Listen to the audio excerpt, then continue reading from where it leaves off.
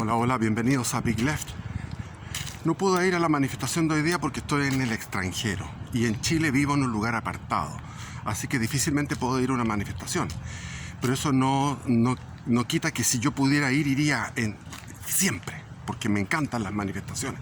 Para mí es un placer, es un gozo ir a una manifestación. Según lo que pude ver en el programa RCT de Alexis López Tapia, son unas 2.000 personas a todo reventar. 2.000 personas a todo reventar. Ahora, yo me pregunto, ¿cuántos son los que ven los canales patrióticos? ¿Cuánta gente es?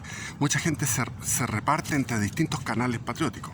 RST de Alexis López Tapia, el canal de Pedro Pool, donde todos los martes él hace un programa que se llama Bajo la Lupa, que es muy entretenido. Para mí es casi como comprarme un paquete de cabritas y estar como en el cine, porque es muy, muy entretenido el programa de Pedro Pool. Ahora, ¿cuánta gente ve esos programas? Estamos hablando de unas 20.000, 30.000, 40.000 personas, más o menos. 40.000 personas, ¿cierto? Ya. Y van 2.000. Yo hice un video hace poco reinaugurando mi canal. Va para las 8K, o sea, 8.000 personas. De ellas, las de Santiago deben ser 3K. O sea, los que me ven a mí me vieron en ese video, son 3K de santiaguinos. Bueno, ¿y por qué no fueron? ¿Por qué la gente no va? ¿Tienen miedo? ¿Tienen comodidad? ¿En qué momento se jodió Chile? ¿En qué momento el chileno dejó de ser ese ser que era un ser valiente, honorable? Yo recuerdo en la década del 60, cuando era niño, eran otros políticos. ¿Por qué? Porque los conocí.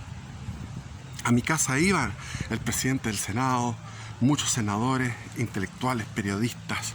Se reunían todos los domingos, se hacía asado en mi casa y escuchaba sus conversaciones de los 5 años, cuando escuchaba la voz ronca que decía, me acuerdo cómo se llamaba él, era del partido Cepeda, Hugo Cepeda, padre, no el Hugo Cepeda que es de ahora. Mira, Guillermo, le decía a mi padre, yo creo que la Unión Soviética va a colapsar. Cosas así, esas sentencias solemnes, junto a un traguito de whisky. Pero era una clase política muy austera. Yo iba con mi madre a la cooperativa del Senado y era encontrarse con los palestros, que eran unos socialistas que tenían unos bigotes tipo Nietzsche. Era bello, era austero, era un Chile austero, pero era un Chile decente, digno. Ahora, cuando Chile estaba superando en forma acelerada la pobreza y la desigualdad, porque había una movilidad social, la primera de la OCDE como índice de movilidad social, el primer nivel en desarrollo humano de América Latina, cuando ya estábamos superando la pobreza. Resulta que vino una generación de jóvenes, la mayoría de clase alta, que estaban por un discurso de que en Chile cada vez había más pobres y había que hacer una revolución. Y estos Marat, Robespierre, Saint-Just, Dantones, estos Dantones chilenos de baja monta, como el presidente que tenemos ahora, el Gabriel Boric, y toda esta gentuza estúpida e ignorante de clases más acomodadas, consideraban de que la fórmula para salir de la desigualdad y de la pobreza era a través de el comunismo. Pero si estos buenos no leen, no, yo no pido que lean, porque ya nadie lee. En Chile nadie lee. Nadie lee. Pero tampoco se interesan por videos culturales. Los tengo yo captado en mi canal, que tengo 250 videos. Por lo menos hay 150 videos que son culturales. Historia de Chile, hablo de Dios, de Jesucristo. Eso, inmediatamente, ¡pah!, a la mitad de las views, de las vistas, a la mitad. Los deditos en alto, a la mitad. Sin embargo, si hablo de actualidad, al tiro todo sube como una espuma. Claro, como que la actualidad te diera alguna pista sobre el ser humano. Cuando tú lees la historia te das cuenta de que el ser humano siempre ha sido así, pero con diferencias. Si ustedes ven por qué se produjo la la guerra civil española del 36, tienen que entender que desde el 30 al 36 hubo 6 años donde hubo una agresión, una ofensiva de las izquierdas, como llaman los españoles, tremenda, pero al mismo tiempo hubo una contrarrevolución agresiva. Y ir a la calle es lo mínimo. Yo estaba pidiendo, o sea, llamada, proclamada, y lo que pide Pedro Pool, no yo, lo que pedía Pedro Pool es algo mínimo. Es decir, salir a la calle. Es el inicio de eso. Entonces todos piensan que votando, creen en la democracia. Pero si en Estados Unidos, con el presidente en ejercicio, que era Donald Trump, resulta que hicieron un fraude. Y el fraude fue espectacular. Y por lo menos salieron unos jóvenes a tomarse el Capitolio, y más encima los demócratas inventaron todos unos cuentos que habían sido agresivos y todo esto es falso. Está saliendo a la luz la verdad sobre eso. Y el narcotráfico se tomó Arizona, y a través de Arizona lograron, tomándose ese estado y otros más, pero Arizona es el más corrupto, a través de Arizona tomaron más electores, etc. Lo que pasó en Estados Unidos. Ahora en Chile, si llega a haber una gran cantidad de gente para votar por Pedro Pool y hacen un fraude, ¿van a salir a la calle? No van a salir a la calle, porque no tienen el músculo, porque todo es un músculo. Hasta para hacer el amor hay que tener un músculo. Uno pierde el músculo. Si uno no lee, después le cuesta leer porque no tiene el músculo. Si uno no practica la conducción del vehículo, de cualquier cosa, necesita un músculo, una práctica. Y eso es lo que no se está haciendo. Deberían haber habido mínimo, yo esperaba 10.000 personas. Y es un quinto lo que fue. Con suerte fueron 2.000 personas, con suerte. Entonces los chilenos se merecen lo que van a sufrir, se lo merecen. Por cobardía, por comodidad, por ignorancia, por estupidez, por locura. Todas las anteriores, algunos puede ser por cobardía, otros por todas las anteriores. Y sin embargo, cuando la izquierda llamó a manifestarse, fueron 800.000 personas. 800.000 personas. No 1 millón como decían los periodistas, pero fueron 800.000 personas. Es decir, el chileno es imbécil. Cree que el Estado produce y que el Estado es como un papito que tiene plata, que gana un buen sueldo y les puede financiar muchas cosas. Y ya lo han escuchado de Pedro Pool, su catecismo, el evangelio. El Estado no produce nada, y lo que lo saca de nosotros. Y nos devuelven esa plata habiéndose robado una buena cantidad en la burocracia y en la corrupción. Bueno, eso no se entiende. Además, la convocatoria no debiera haber sido para sacar a Boric. ¿Qué importa sacar a Boric? Boric no es un problema. El problema no es el gobierno. El problema es el parlamento, el problema es el poder judicial, el problema es la estupidez de los chilenos. Estupidez. Qué suave soy con ellos. Qué suave soy con ellos. Y yo siento en mi corazón un odio, un desprecio y el amor por Chile. Yo les puedo decir la verdad. De los chilenos que conozco, el que conoce más de Chile, de la historia de Chile, de la geografía de Chile, lugar a lugar, casa a casa, cama a cama, localidad a localidad, soy yo. Y he vivido en distintos lugares, he tenido distintos oficios en distintos escenarios geográficos a través de mi vida, y leyendo siempre sobre la historia de Chile. Y siempre, cuando escuchaba la canción nacional, me daban ganas de llorar, y lloraba. O a veces tenía que contener las lágrimas por vergüenza, porque escuchando la canción nacional me viene ganas de llorar permanentemente. Siempre. En todos los acontecimientos en que escuchaba la canción nacional me dan ganas de llorar. Admiro a Arturo Prat. Y la gente dice, no es que Arturo Prat lo empujaron. No, es que no había ningún periodista.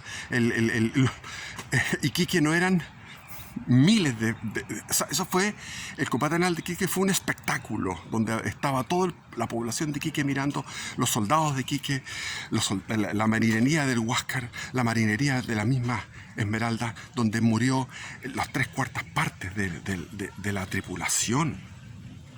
Y mientras estaban en el mar, agarrándose, nadando o agarrándose de una tabla, gritaban ¡Viva Chile! ¡Viva Chile! Seguían gritando ¡Viva Chile! mientras la Esmeralda se había hundido con la bandera al tope, dando el último cañonazo al aire.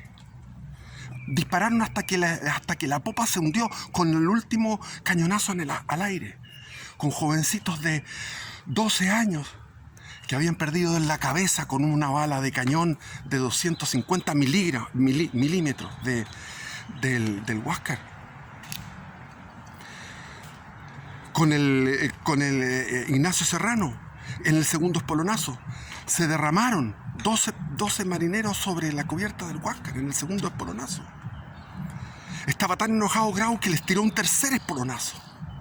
Y los chilenos, después que quedaban 40 y tantos sobrevivientes, de los 200 que eran, estaban en el mar gritando ¡Viva Chile! Y eso lo vieron los periodistas del Times, de Londres, de París, de Estados Unidos, los que estaban ahí reporteando la guerra, el bloqueo naval de Iquique. No, es que ahora dicen, no, es que a Prat lo empujaron y él cayó al agua. O todo es una mentira. Entonces la fake news es porque la gente se traga tanta estupidez, tanta mentira se las tragan, porque no son rigurosos. Yo no les pido que lean, porque ya sé que tienen atrofiada la mente para leer y investigar. No hay tiempo tampoco porque el mundo está de locos. Pero por lo menos en YouTube vean, por ejemplo, el canal La Sacristía de la Vendée, con doble E, La Sacristía de la Vendée, con B corta. Y estudien qué fue la matanza de la Vendée. Entonces, si ven a ese canal u otros canales que son canales culturales que están en YouTube, ustedes pueden llegar a entender muchas cosas. Pero yo lo veo en mi canal, como les digo, cuando envío algo cultural, no lo ven. Pero hay otros canales que lo hacen mejor que yo, porque tienen medios técnicos. Aparecen fotos, cuando están hablando de un personaje aparece la foto, o sea, el cuadro de la época, etc. Ahora mismo estaba haciendo unos videos sobre sobre Luis XIV, el llamado Rey Sol, el que generó el absolutismo, el que generó, no lo creó, pero lo generó el absolutismo. Ese tipo, siendo católico de misa diaria, tenía 10 amantes y al mismo tiempo financiaba por debajo a los protestantes de Inglaterra, a la pérfida Albión, y financiaba también a los otomanos, para que los otomanos atacaran a Viena, a Viena, que era el imperio más importante de conservación del catolicismo. Y sin embargo él era católico y los franceses apoyaron. Francisco I, anterior a él, de otra dinastía, también apoyó a los otomanos. ¿Cómo es eso? O sea, tú eres católico y financias a los infieles, a los musulmanes.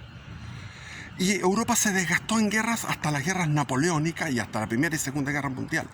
Todas las plagas de guerras que hubo en el siglo XVI, XVII y XVIII, peleando entre ellos, cuando tenían a los otomanos ahí. ¿Por qué no hicieron una cruzada? ¿Por qué no se pusieron de acuerdo y liberaron los países balcánicos?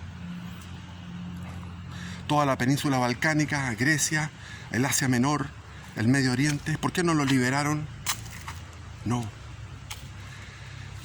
¿Qué tenía ese Luis XIV en su mente? Que escuchaba la prédica de Jesús porque se leía el Evangelio todos los días en la misa diaria que iba, y sin embargo hacía todo lo contrario. Hizo una construcción que se llamó el Palacio de Versalles, con 36.000 obreros ahí, para hacer un lugar donde había 4.000 personas trabajando para atender a los nobles, que los tenía ahí, para hacer una vida de lujo, de despilfarro, de ociosidad. Entonces él es el causante número 1 de la Revolución Francesa. Él es el vector, es la causalidad perfecta de la Revolución Francesa. El lujo. ¿Para qué? ¿Para qué? No es el lujo, el luxo, el luxarse, el lujo del asceta, el lujo de los coros, de los monasterios, de los conventos religiosos en España, donde de 6 millones de habitantes que había en aquellos tiempos, medio millón eran personas que estaban consagradas al oficio divino diario, es decir, 3, 4 o 7 veces cantando alabanzas a Dios. Ese es un lujo, el lujo del semiocio. Entonces, aquí en Chile pasó lo mismo. Aquí hubo Enrique IV no, ese era el abuelo, el tatarabuelo. Aquí hubo también Luises XIV, el rey Sol. Aquí hubo reyes soles. Todos los que heredaron a Pinochet, ya sean de izquierda o de derecha, que se arreglaron los bigotes y ganaron millonadas en el Parlamento, y los empresarios que sencillamente no entendieron lo que es Cristo. Porque ahora resulta que el Opus Dei es totalmente progre. Me lo dice un amigo que es del Opus Dei. Y el Opus Dei era conservador, ahora es progre. ¿Por qué se volvieron progres después de haber juntado tanta plata? ¿Por qué el Opus Dei ganaba plata? Ya los hijos ya veinteañeros le pedían plata para esto, para lo otro, le daban plata, pero esa plata era para hacerse un aborto, para hacer un aborto. Entonces nosotros generamos una generación de jóvenes que todo les ha sido fácil, que tienen una música asquerosa, porque es asquerosa la música que disfrutan, que no tienen idea de dónde están parados, que están viviendo en el lujo, están viviendo en una comodidad y creen, ellos se dan el lujo, eso sí que es un lujo perverso, de imaginar una ideología que se les ha implantado desde el extranjero a través de Hollywood, a través de Netflix, a través de unas corrientes que están ahí de pensamiento. Entonces ellos llenaron ese vaso que estaba vacío con esa porquería, y el vaso debería haber estado lleno con Cristo. Con Cristo debería haber estado lleno, porque el problema de todo lo que está pasando en Chile y en el mundo es que Cristo ha sido dejado de lado.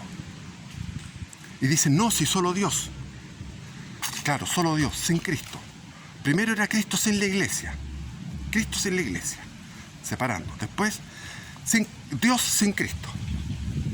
Y después mejor la vida sin Dios. Dios ya no tiene ningún sentido. Vámonos al materialismo filosófico completo. Y bueno, aquí hay una historia que es exacta, es verídica, se los puedo decir porque he investigado toda mi vida. Son 40 años de investigación sobre el siglo I. El siglo I. ¿Qué pasó en el siglo I? Bueno, llegó un ser que se llamaba Jesús de Nazaret y que era la encarnación, que es la encarnación de Dios, del infinito, de la infinita bondad, del infinito poder, de la infinita verdad, hecha carne, y vino a vivir entre nosotros. O sea, cuando el niño de 8 años, el niño Jesús de Nazaret, tomaba un vaso de agua, era Dios, el infinito, que estaba tomando un vaso de agua. La inserción de lo infinito en lo finito. Y vino y habitó, como dice Juan, entre nosotros como en una tienda, es decir, como en una carpa. Como vino como estar en una carpa, como en un campamento. Y ahí está la vida de Jesús. ¿Cómo terminó la vida de Jesús? Lo arrestaron en la noche, a las 3 de la madrugada, como un ladrón. Les dijo Jesús, vienen a mí a buscarme como a un ladrón, con piedras, palos, con espadas. Después lo juzgaron, la autoridad religiosa. Después lo volvieron a meter a la cárcel. Después lo juzgó la autoridad civil. Y la autoridad civil, Pilatos, la autoridad religiosa, Caifás. Después lo mandó Pilatos a que lo juzgara Herodes. Y Herodes le pidió un milagro. Le dijo, Herodes, tú no sabes que yo te puedo salvar. Y Jesús quedó callado. Después volvió donde Pilatos. Pilatos, ante la turba, el ser humano, que pedía que lo mataran, que lo crucificaran, Pilato llegó su señor y le dijo: he tenido pesadillas con este hombre. He tenido pesadillas con este hombre. Por favor, haz algo. Entonces él, para acercarse el problema, lo manda a azotar. Y los que estaban en la guarnición que tenía a cargo de soldados romanos de azotarlo, le dieron 120 azotes, destruyéndole la carne de las espaldas, hasta el escroto, las nalgas, los muslos por atrás, hasta el escroto le llegó un zarpazo. Lo único que salvó fue el corazón, porque eran profesionales. 120 azotes. Después le pusieron no una corona de espinas, un casco de espinas, con unas espinas largas, que presionan esta parte, que presionan la nuca y acá, que es muy intenso el dolor. Lo presentan de nuevo ante el pueblo, con vestimenta de púrpura, habiéndose burlado de él, escupido, golpeado, le golpeaban la corona de espinas. ¿Qué dijo el pueblo? ¿Qué dijeron los líderes de los sacerdotes, la policía del templo y el pueblo? ¿Qué dijo? Crucifícalo, crucifícalo. Y después lo que todos sabemos, el Vía Crucis, amarrado a otros reos, amarrado al pie, a otros reos, a 2 reos más que eran delincuentes. Él, con el Dios, lo tratamos como un delincuente, junto con los delincuentes. Y después viene la crucifixión, con las caídas en el camino hacia el monte Gólgota. Cuando llevaba el patíbulum, caía y el patíbulum lo tenía amarrado y le iba golpeando la nuca y hacer sangrar la nuca. O sea, según los médicos forenses que estudian en la sábana de Turín, no hay ser humano en la historia de la humanidad que pueda haber padecido tanto. Fue todo hecho se dio todo de tal forma que el dolor que sufrió Cristo interior por el rechazo, por haber sido juzgado en forma injusta, como inocente que era, y el dolor físico, no puede ningún ser humano de la historia de la humanidad competir con ese dolor. Y así tratamos. Noche 22. Quería hacer un video de 5 minutos. Viva Cristo Rey.